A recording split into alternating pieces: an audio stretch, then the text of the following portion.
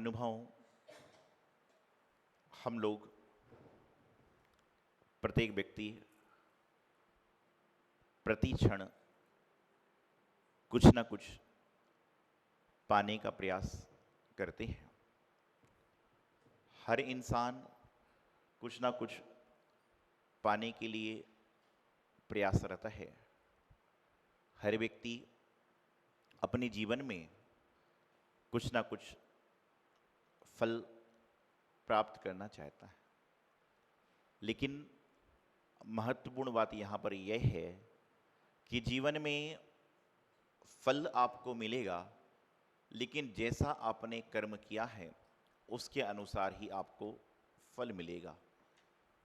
जैसा आप बोते हो वैसे ही आपको उसका फल मिला करता है। विचार करें, यदि आपने आम का पेड़ लगाया है तो आपको आम खाने को मिलेंगे, और यदि आपने बबूल का पेड़ लगाया है तो आपको कांटे ही मिलेंगे।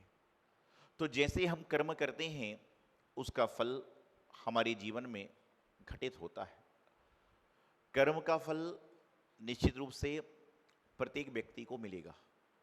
आप विचार करें कि जब आपने एनुअल एग्ज़ाम देकर आए, रिजल्ट का नंबर आया, और जब आपके मास्टर ने आपका नाम पुकारा और कहा कि तुम्हें 100 में से 100 नंबर मिले हैं, आप रिजल्ट को लिखते हो, बड़े प्रसन्न होते हो, मन में बड़ी प्रसन्नता आती है, मन में बड़े शुभ भाव आते हैं, मन में बड़े शुभ विचार आते हैं, मन में बड़े शुभ संकल्प होते हैं, मन में बड़ा शुभ ध्यान होता है कि मुझे 100 में से 100 नंबर आए।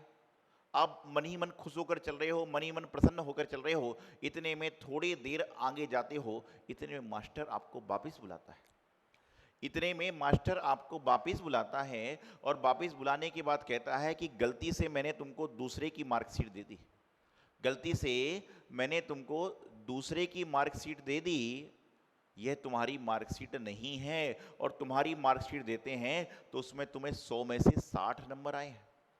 विचार करिए, यदि आपको 100 में से 100 नंबर वाली मार्कशीट मिल गई तो आपको तुरंत कहना चाहिए, तुरंत मन में सोचना चाहिए, अरे भाई जब मैंने पूरा पेपर हल ही नहीं किया तो पूरे नंबर कैसे मिल जाएंगे। पूरा पेपर हल ही नहीं किया तो पूरे पेपर कैसे मिल जाएंगे, नंबर कैसे मिल जाएंगे। आपको पता होना चाहिए कि आपने क्या किया है। आप लोगों को फत्तर फेंक कर मारो, आप लोगों के सामने गाली गलौज करो, आप लोगों को बंदूक की गोली से मारने का प्रयास करो, आप लोगों को धक्का देने का प्रयास करो, और आप चाहते हो कि आप इन सब के बाद में, इन सब लोगों को करने के बाद में आपको वह व्यक्ति मीठा खिलाए, तो जिंदगी में कभी नहीं खिलाएगा। आप विचार करिए कि कोई व्यक्ति आपको प्रेम से बोलता है तो आपके मन में उसके प्रति प्रेम की भावना अपने आप उमड़ जाती है, और कोई व्यक्ति आपको गलत तरीके से बात करता है तो आपको उसके मन में भी क्या होता है, गलत भाव आना स्वाभाविक है, ये मानवीय गुण है। तो कहने का तात्पर्य यह है कि ये जो कर्म हैं, ये कर्म उसी हिसाब से फल देते हैं जैसा हम कार्य करते हैं। आप विचार करो कि आपने घर में टमाटर की सब्जी बनाई हुई है। आपने अपने घर में जब शाम को सब्जी लेकर आए थे तो टमाटर लाके दिया है, लौकी लाके दिया है, और अन्य सारी चीज़ें दी हुई हैं, और जब भोजन करने बैठोगे और आप सोचो कि मुझे मटर की सब्जी मिल जाए, तो कहाँ से आएगी? जब घर में होगी तो ही तो मिलेगी। आप बैंक में जाओ और चेक भर दो कि मुझे 25 लाख रुपए दे दो, लेकिन बैंक में यदि आपके 2.5 लाख रुपए हैं तो आपको 2.5 लाख ही रुपए मिलेंगे, 25 लाख नहीं मिल सकते।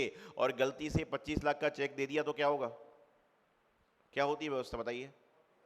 रिटर्न हो जाता है, उल्टा हो जाता है, और आदमी को जेल की सैर भी करना पड़ सकती है। तो आप सोचिए कि वर्तमान काल में जितने आप पैसे जमा करते हो उतने ही मिलते हैं, जैसा घर में सामान लाते हो वैसा ही आपको खाने को मिलता है। तो आप अपने कर्मों को भी तो सही करने का प्रयास करें, क्योंकि जो पूर्व जन्म में आपने कर्म किए हैं उसका फल आपको अभी मिल रहा है। जो वर्तमान में कर्म कर रहे हो उसका फल आपको अभी मिल रहा है, लेकिन आगे अच्छा चाहते हो, आगे अच्छी वस्तु चाहते हो तो अच्छे कर्मों को करना प्रारंभ कर दें।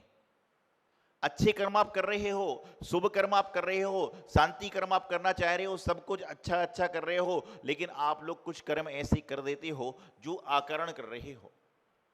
बचपन में मैं देखता था कि जब दिवाली का समय आता था तो कई लोग जानवरों की पूंछ में फटाके बांध देते थे और वह जानवर उछलता था, कूदता था, तो उनको आनंद आता था। ध्यान रखिएगा, यह आप अपना आनंद नहीं ले रहे, यह आप अपने पाप कर्म को बांध रहे हो। और हो सकता है कि बाद में आपको इसी जन्म में ऐसा उछलना कूदना पड़ जाए। आप विचार करिए, जब आदमी बिस्तर पर लेटता है, कोई तबीयत खराब होती है, तो वह पैर कैसे पटकता है? विचार करिए, पैर कैसे पटकता है। और कई व्यक्ति को तो पैर में जब पलिस्टर चढ़ता है तो एक पैर ऊपर टंगा रहता है और एक पैर बिस्तर पर तकिए के ऊपर रहता है। यह सब वही कर्म हैं। जरूरी नहीं है कि आपने पूंछ में फटाका बांधा होगा, लेकिन यह भी तो जरूरी नहीं है कि उस समय आपने ताली नहीं बजाई होगी। आपने उस समय ताली बजा दी, आपने उस समय अनुमोदना कर ली, यही आपके कर्म बंध गए। गुरुदेव आचार्य सिद्धांत सागर जी महाराज अक्सर कहते हैं, एक व्यक्ति मंदिर जाता है और एक व्यक्ति को मंदिर जाना पड़ता है।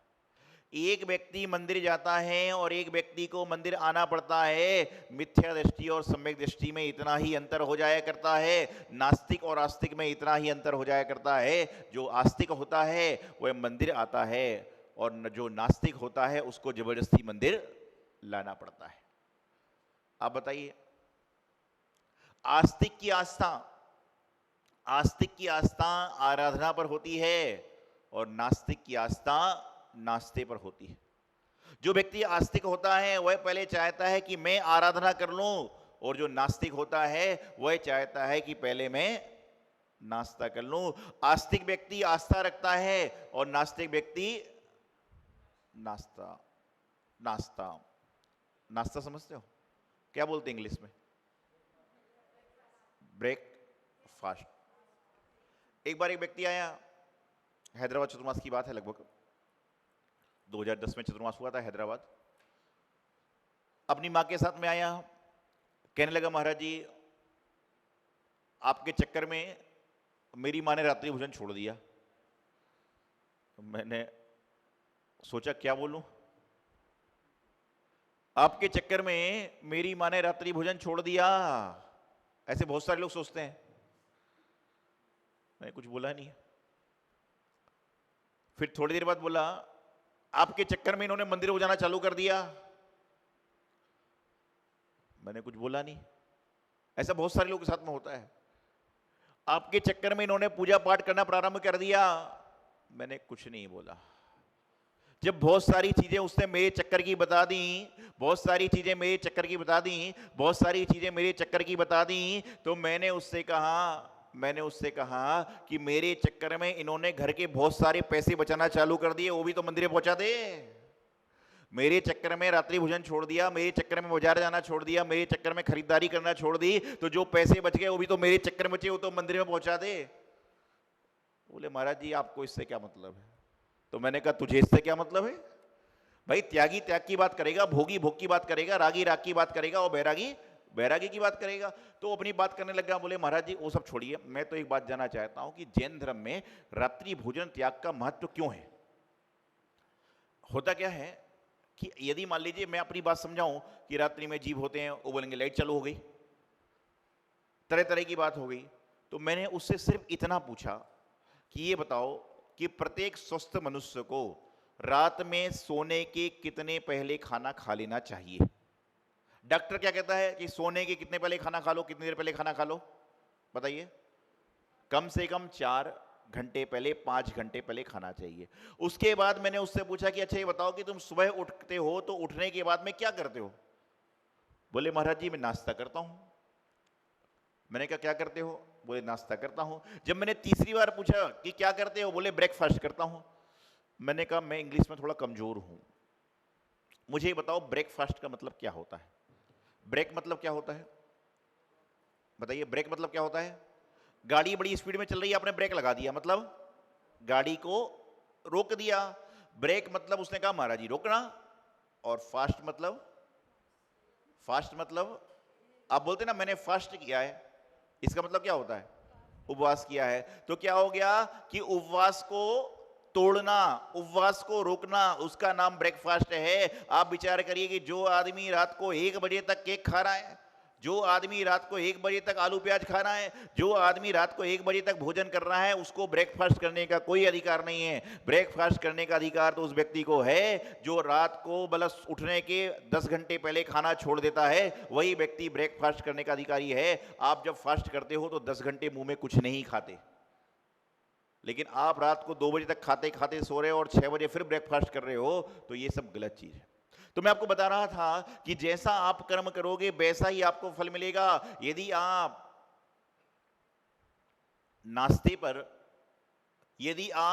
नाश्ते पर आस्था रखोगे तो निश्चित रूप से जीवन का नाश हो जाएगा, और यदि आप देवशास गुरु पर आस्था रखोगे तो निश्चित रूप से